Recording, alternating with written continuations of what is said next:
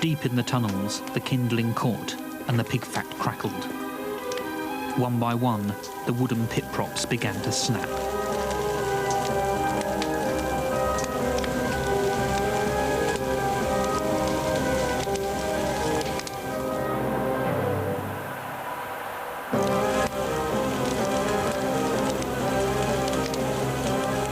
Then, suddenly, the ground collapsed and the great keep shuddered and split.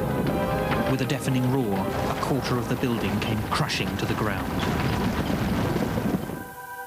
At last, John's determination was vindicated. Rochester's mighty 12-foot walls had finally been breached. This is the data that we collected this afternoon. On the left here, at the beginning of the profile, you can see a fairly continuous reflector just beneath the surface.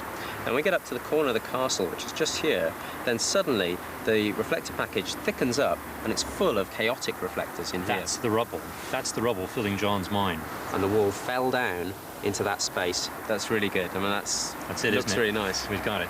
We found the mine. So, where exactly is the mine on the ground? It's here. It runs just about underneath us, more or less where the Victorian wall runs.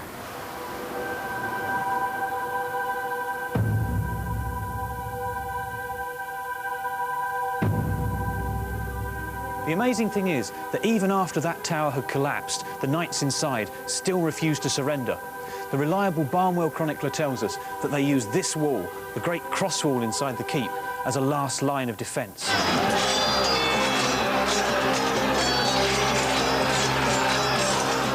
But now it was only a matter of time. Albini and the defenders were totally out of supplies.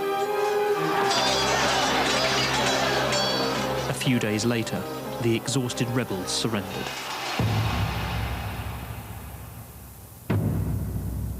The siege had lasted almost 2 months.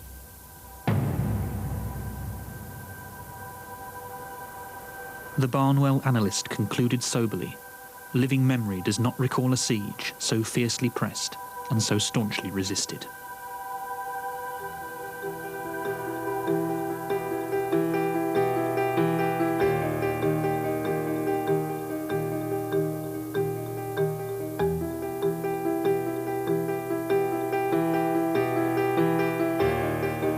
When you think about King John's reputation, bad-tempered, cruel and vindictive, plus the fact that he ordered the execution of his own nephew Arthur, you might expect that a siege like this one would end with a round of grisly executions.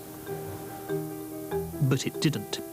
Bad as he was, even John would not have dared to break the code of chivalry. It demanded that one did not execute prisoners, at least not noble ones. In the 12th and 13th centuries, if a nobleman survived the battle, his life was spared, a sort of medieval equivalent of the Geneva Convention.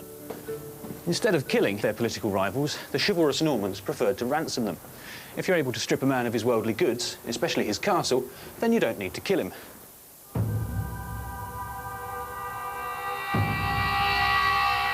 This was not only a defeat for the barons, but also for the strongholds that they had thought would hold out against anything. The defeat at Rochester had left the barons feeling totally discouraged. The Barnwell chronicler commented that after the siege of Rochester, there were few who would put their trust in castles, and he was absolutely right.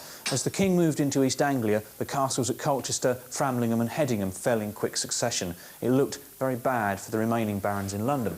But then all of a sudden, King John obliged everybody by dropping dead, an unfortunate side effect of overeating.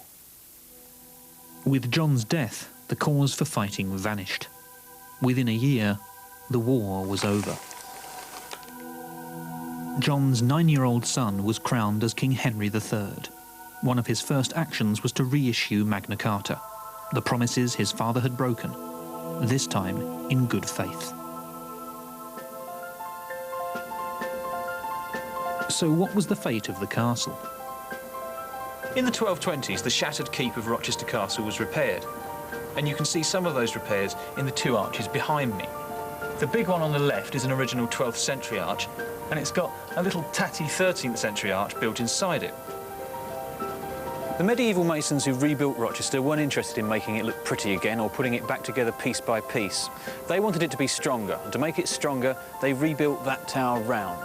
Round so it would deflect missiles, and round so there were no corners that you could hack away with picks. King John's siege in 1215 had proved that the great stone tower was vulnerable. Castles in the 13th century were going to have to change. Kate Marlowe knows exactly what questions to ask.